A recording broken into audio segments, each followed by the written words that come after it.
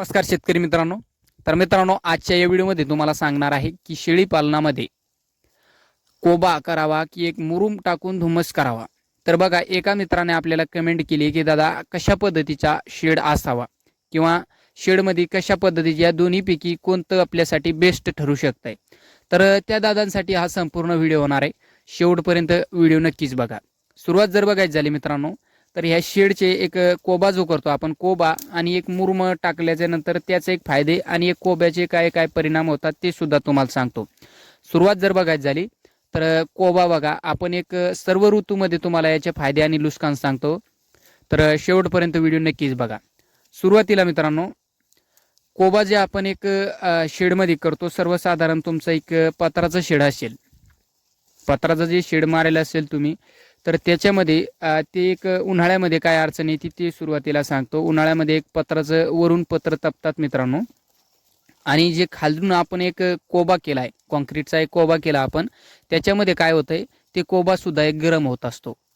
तर त्याच्यामुळे काय होतंय, शेळ्यांच्या अंगी सुद्धा एक गरमाट असते बघा. शेळ्या जर आपल्या पावसाळ्यात कधी भिजल्या तर शेळ्याला एक लवकरात लवकर शेळ्या वाळतात, म्हणजे एक पाणी त्यांच्या अंगावरती लवकरात राहत नाही. तर त्यांच्या अंगी सुद्धा एक गरमाट असते. त्या कारणामुळे शेळ्या एक एवढे एक थंडीमध्ये सुद्धा सर्वाईव्ह करू शकतात आणि पावसाळ्यामध्ये हे करू शकतात. तर मित्रांनो, तर उन्हाळ्यामध्ये बघा, शेळ्याचं एक ते पत्राचं एक स्टीन किंवा तुमचं एक शेड तपतंय आणि खाली जे कोबा केलाय ते सुद्धा एक तपतंय. त्या कारणामुळे मग शेळ्यांच्या अंगी सुद्धा गरमाट राहते. त्या म्हणजे एक गाभण शेळी असली ना, तर ती शेळी एक जास्तीत जास्त गाभणण्याचे चान्सेस असतात मित्रांनो त्या शेडमध्ये किंवा त्या कोब्यामध्ये. तर शेड जर पत्राचा असलं तरी चालतंय, पण कोबा एक चांगल्या पद्धतीच्या म्हणजे एक मुरुम टाकून तुम्ही एक धुमस करू शकता. आणि हे झालं मित्रांनो उन्हाळ्यामध्ये. आणि एक पावसाळ्यामध्ये बघा, पावसाळ्यामध्ये काय काय अडचणी येतात सुरुवातीला सांगतो मित्रांनो. तुम्हाला सर्वसाधारण माहिती आपण या आपल्या चॅनलवरती देत असतो. तर मित्रांनो, बरसातीमध्ये एक प्रॉब्लेम काय येत आहे ते सुद्धा तुम्हाला सांगतो. की सुरुवातीला जे आपले शेळ्या एक बरसातीत चरत असतील, फिरस्ती असतील, किंवा तुम्ही पूर्णतः बंदिस्त तुमचं शेळीपालन असेल, तर बघा, बंदिस्तमध्ये सुद्धा अडचण येते, फिरिस्तीमध्ये सर्व शेतकरी मित्रांना जे शेळीपालन करतात त्यांना संपूर्ण ही अडचण येते. तर बघा, ते जे आपण दिवसभर त्याच्यामध्ये शेळ्या कोंडत असतात किंवा एक संध्याकाळी फिरून शेळ्या आणून की त्याच्यामध्ये बांधत असतात, तर त्याच्यामुळे काय होतंय बघा, जे शेळ्या आपल्या एक दिवसभर चारा खातात त्याच्यामुळे शेळ्या जास्तीत जास्त लघवी करतात. लघवी केल्या जास्तीत जास्त कधी बघा तुम्ही, एक बरसातीच्या टायमाला शेळ्या जास्तीत जास्त लघवी करतात. जर आपण हिरवा चारा सुद्धा टाकला नाही, शेळ्या फिरून जर चारा खात असेल तर 100% शेळ्या जास्तीत जास्त लघवी करतात. त्या कारणामुळे काय होतंय मित्रांनो, जे आपलं एक कोबा आपण केलेला असतो, सर्वसाधारण कोबा आपण कॉन्क्रीटचा कोबा जो असतोय, त्याचे एक परिणाम काय होते बघा, त्याच्यामध्ये जे शेळ्या लघवी करतात ते लवकर त्याच्यामध्ये जमिनीमध्ये जिरत नसते. मग सर्वसाधारण लघवी त्या कोब्यावरती साचून राहते. साचून राहिले मित्रांनो, त्याच्यावरती मच्छर होतात. मच्छर झाले की मग त्याच्यावरती काय होतंय, त्या मच्छरामुळे एक शेळ्या आजारी पडतात, किंवा एक सर्वसाधारण त्याचं साचून राहिलं तर त्याच्यामुळे सुद्धा शेळ्या आपल्या आजारी पडतात. तर हे एक कारण आहे मित्रांनो, जास्तीत जास्त शेळ्या मृत्यूमुख सुद्धा बरसातीच्या टायमाला जास्तीत जास्त या कारणामुळे होत असतात. आणि तिसरा मुद्दा म्हणजे हिवाळ्यामध्ये जर सांगण्याचं झालं, जे हिवाळा असतो मित्रांनो, त्याच्यामुळे काय होतंय, शेळ्यांना संपूर्ण एक थंडी वाजत असते हिवाळ्यामध्ये. एक साहजिक आहे, संपूर्ण शेळ्यांना एक थंडी वाजत असते. पण मित्रांनो, जे आपण कोबा केलेला असतो कॉन्क्रीटचा शेळ्याखाली, तर त्याच्यामुळे काय होतंय, शेळ्यांना जास्त थंडी वाजते मित्रांनो. जे आपलं बघा, पत्राचं वर एक शेड असतोय आणि त्या शेडमुळे ते पत्र सुद्धा एक थंडे होत असतात थंडीच्या दिवसामध्ये. तर ते थंडे होतात मित्रांनो, आणि शेळ्यांना सुद्धा एक थंडी लागते. आणि ते खाली जे बसण्यासाठी जे आपण कोबा केलेला असतो शेळ्यांसाठी, तर त्या कोब्यावरती सुद्धा ते कोबा असा थंड होतंय, तुम्हाला सांगू शकत नाही मी. जबरदस्त एक थंड ते होतंय. त्या कारणामुळे बघा शेळ्यांना सर्दी होती. तर असे वेगवेगळे आजार मग शेळ्यांना होतात, शेळ्या बिमार पडतात, ताप येते शेळ्यांना. तर त्याच्यामध्ये शेळीपालन लॉसमध्ये जातं मित्रांनो. नवीन करणार असाल तर 100% तुम्हाला सांगतो की कशा पद्धतीचा केला पाहिजे. की एक सर्वसाधारण मुरुम जे असतं मित्रांनो, आपलं मुरुमाचा कोबा.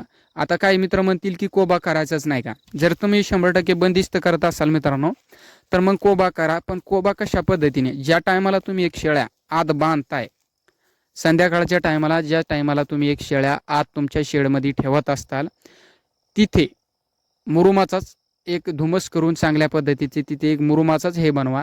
त्याच्यामुळे काय होईल, शेळ्या जास्तीत जास्त तिथे आजारी पडणार नाही.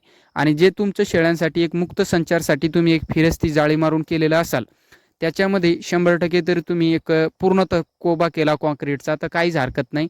दिवसभर शेळ्या त्याच्यावरती फिरतील, त्याच्यात काहीच हरकत नाही मित्रांनो. आणि मोकळं एक पेसमध्ये असावा ते, त्याच्यामुळे शेळ्या तिथे आजारी जास्त पडत नसतात. आणि बरसातीमध्ये तिथे तुम्हाला फायदा मिळू शकतो.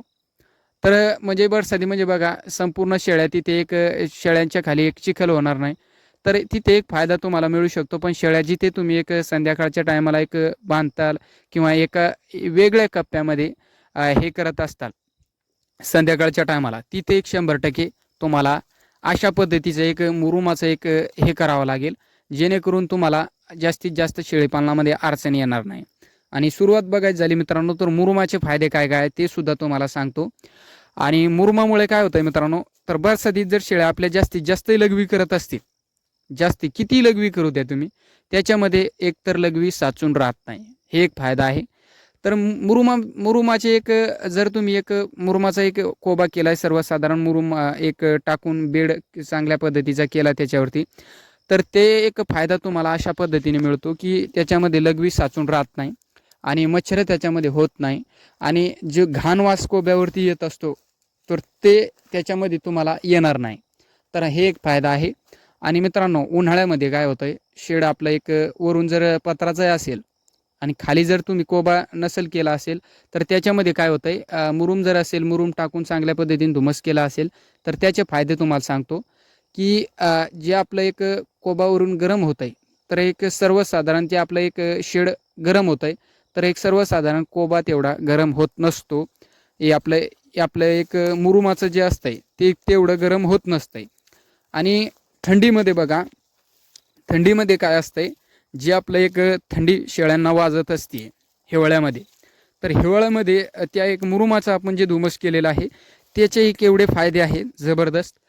तर त्याच्यामुळे काय होतात मित्रांनो, शेळ्यांना त्या याच्यावरती बसल्यावर मुरुमावरती त्यांना एक गरमाट मिळत असते, त्या कारणामुळे शेळ्यांना थंडीसुद्धा जास्त लागत नसते. तर करणार असाल तर अशा पद्धतीने 100% करा.